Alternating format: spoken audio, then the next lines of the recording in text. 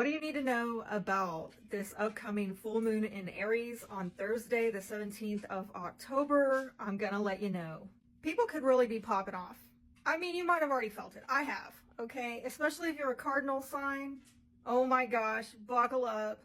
If you're Aries or Libra or Capricorn or Cancer, if you're not, like me, I don't really have any prominent cardinal placements like that. I'm not really feeling it within myself, but I'm feeling it external to me through people who are cardinal signs. So just beware.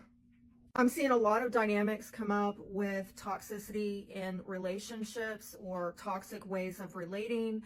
And, you know, it's got to get purged with the South Node in Libra and the Sun in Libra at this time. You know, it's like there's a spotlight on these issues saying, hey, you know, you either got to stop relating with people this way or you're going to have to get rid of these people. And that can get pretty difficult, especially if you're in relationships with people who are in relationships that are toxic. And you're like, hey, I really don't want to let go of you, but if you won't let go of this bullshit, I mean, I guess I'm going to have to get rid of you because we can't keep going on like this. Or maybe it's just, you know what? I'm going to have to take a mental health break because I just can't. I've hit my limit. I've hit my breaking point. And yeah, there could be a lot of anger during this time, a lot of resentment. You might even see some very shadowy aspects come out of people who you thought were nice and sweet, or at least on the surface they are. But then lo and behold, out of left field, you see some kind of vindictive, spiteful get back come out of them. And you're like, whoa, this energy is going to illuminate enemies in our midst. And the purpose of it is to get you to really see people clearly, to see the toxicity for what it is and what needs to be purged and removed. And to even push you to say, you know, why am I in a relationship with these people? Like, what am I getting out of it, or what are they getting out of it? And if at the root of it is low self-worth, that you don't think you can do better, or you feel like, I don't know, you're desperate, this is what you have to put up with. This energy is pushing you to take another look at that. Do you really have to put up with this? Can you really not do better? Now, this may definitely bring up monetary issues, security issues, with Cancer and Capricorn getting triggered during this time in an opposition. But this doesn't have to be financial insecurities. It could be emotional insecurities as well. And so if you are noticing people getting resentful at this time about relational obligations, commitments, if you're noticing a transactional nature in relationships or in the exchange between yourself and another, like a entitlement, I did this, so you owe me that, rather than some kind of free-flowing exchange, and people being concerned about each other, it's time to turn the conversation on to creating an exchange where both parties are protected and provided for according to their values. And if you can't do that, well, something's going to have to get purged.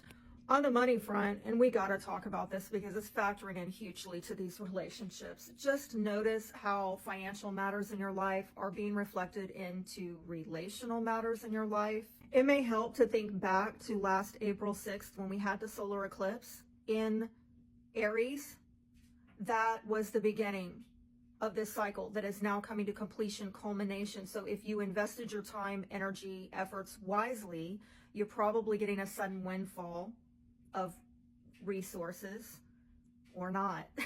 If you didn't invest it wisely, you know, now it's like, oh, could be a sudden unexpected setback because you're just like, oh, wow, I sowed in the background. Something I really want to encourage everyone to do is to pay attention to how insecurities and empowerment factor into money matters. How some people use money to feel empowered, to feel secure, and in the absence of it, what they do, or maybe in the presence of it, what they do. Do they control? Do they manipulate to stay in a powered and empowered position with money? Do they exploit other people who are in a weakened position to maintain that power? Another thing to remember is that money is a magnifier of character. Like, if you're an evil, you know what, and you hit the lottery, it's just going to amplify it, okay? But if you're a good person and you're generous and you're giving and you're unconditional and you hit the lottery, it's just going to amplify it. So Notice how people are using money and what it's magnifying for better or worse in these relationships. Okay, let's talk about ways to use this energy to bring about healing. First off, we got to recognize there's a mental health crisis going on in America right now. There's also a health crisis going on. So thank God for RFK and MAHA. I'm really excited about that. We got to recognize that a lot of people are grappling with mental health issues and they might not even know it, or they don't know what to do about it. And the energy is really indicating this has a lot to do with tension, anxiety, depression. And I myself dealt with an anxiety attack for the first time earlier this year. So I'm telling you, it's real, because I think I'm like the most chill person on the day to day, but even it got to me. So we've got to watch ourselves. We've got to take care of ourselves and one another, to do things to maintain some calm, even in these stressing moments. And a good place to start, in my opinion, is cleaning up your diet as a lifestyle change, because many of us are eating garbage. Maybe do a gut reset diet. You know, I've done that before and it's powerful. Start treating your grocery bill as insurance. That's a game changer. Oh, and trust your gut.